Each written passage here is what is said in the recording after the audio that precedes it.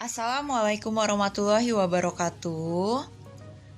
Selamat pagi anak-anak. Semoga kalian selalu sehat dan selalu dalam lindungan Allah Subhanahu wa taala serta selalu semangat dalam belajar. Bertemu lagi dengan Ibu Zesi Oktaviana dalam pembelajaran bahasa Indonesia tentang penggunaan bahasa dalam teks deskripsi. Materi hari ini adalah lanjutan dari materi tentang teks deskripsi di minggu sebelumnya. Dalam teks deskripsi, penggunaan bahasa yang digunakan adalah menggunakan kata umum dan kata khusus. Yang kedua, menggunakan kalimat perincian. Yang ketiga, menggunakan citraan. Yang keempat, menggunakan emosi kuat.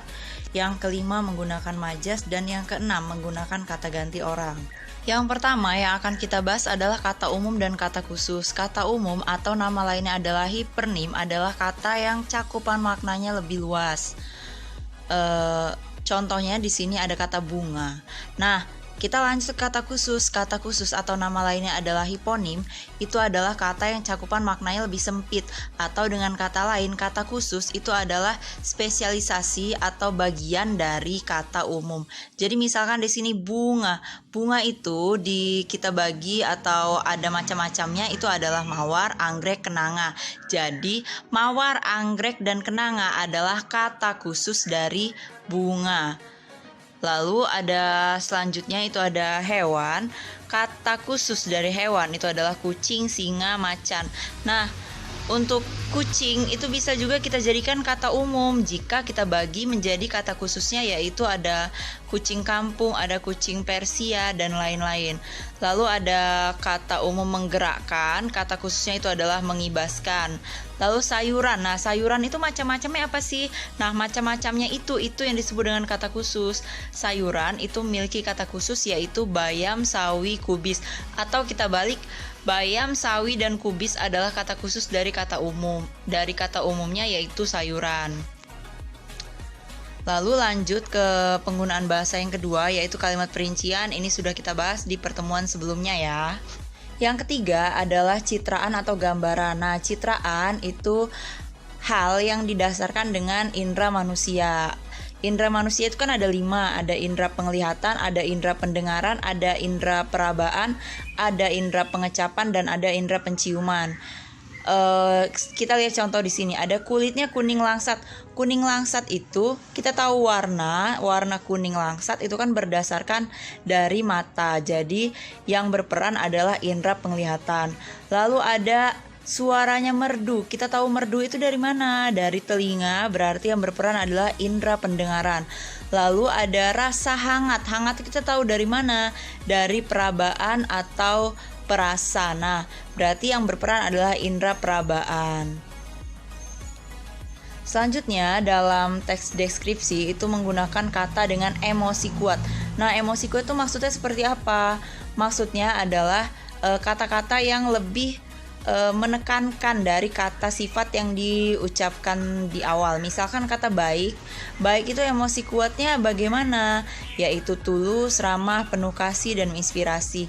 Indah itu kan lebih secara umum ya. Nah, emosi kuat itu dibagi lagi lebih bagaimana sih? Kata-kata indah itu berarti elok, molek, permai, menakjubkan. Kuat itu dengan kata emosi kuatnya yaitu tangguh dan perkasa. Kuning ada kuning kemilau, kuning keemasan. Merah berarti untuk kata emosi kuatnya adalah merah menyala, merah merona. Jadi hampir sama seperti kata umum dan kata khusus yang di awal. Lalu lanjut ke majas. Dalam teks deskripsi itu juga ada majas. Di sini juga sudah kita bahas di pertemuan sebelumnya. Majas yaitu gaya bahasa yang digunakan penulis untuk menyampaikan sebuah pesan secara imajinatif dan kias. Ada banyak jenis majas ya, bisa dilihat di layar. Kita lihat contoh di sini. Ini udah kita bahas di pertemuan sebelumnya. Ombak berkejaran.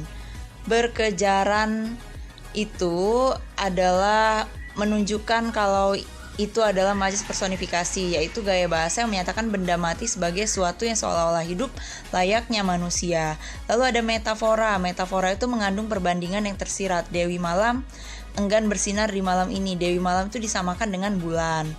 Simile itu penggunaan kata yang menunjukkan dia simile adalah kata bagai. Orang sakit itu wajahnya pucat bagai mayat. Bisa juga menggunakan kata seperti, bak, layaknya, laksana, itu juga majas simile. Lalu yang terakhir itu dalam teks deskripsi itu menggunakan kata ganti orang. Kata ganti orang atau pronomina itu ada 3, yaitu kata ganti orang pertama, kata ganti orang kedua, dan kata ganti orang ketiga. Apa sih maksud dari kata ganti orang pertama? Kata ganti orang pertama itu adalah, maksudnya adalah diri kita sendiri. Nah, kita menyebut diri kita saat kita sendirian, nah itu namanya adalah tunggal. Kalau kita sendirian, kata ganti orang pertama, kita menyebut diri kita adalah saya atau aku.